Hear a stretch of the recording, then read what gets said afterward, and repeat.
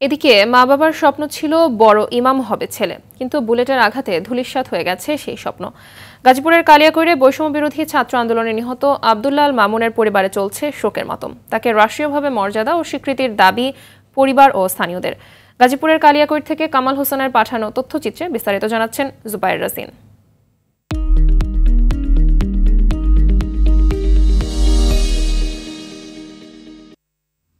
তিন ভাই বোনের মধ্যে আব্দুল্লাহ আল মামুন দ্বিতীয়।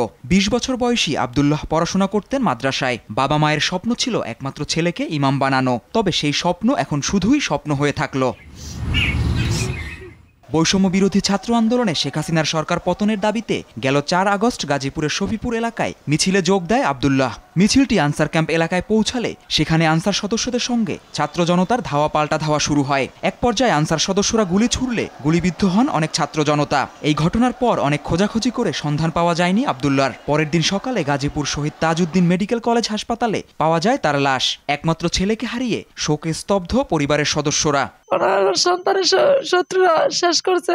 আমি রাষ্ট্রের মর্যাদা চাই, সম্মান চাই, আরো যে শত্রুকে বিচার চাই না। আমার সন্তান মা ডাকবো কই থেকে, মা ডাকা তো শুনবো না, আমি শুনি না আজকে কয়দিন ধরে। আর আমার ভাইয়ের বুকটাকে ঝাঁঝরা করে ফেলছে, আমার ভাইয়ের হাঁটুটাকে ঝাঁঝরা করে ফেলছে, কোমরটা শেষ করে ফেলছে।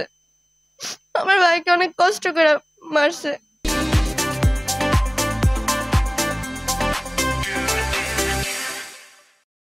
ওরা আবার লাস্টে ওরা আমার ভাইকে লাস্টে সদরের সিঁড়ির সামনে ফেলে রাখছে, হসপিটালও নিয়ে যায় নাই।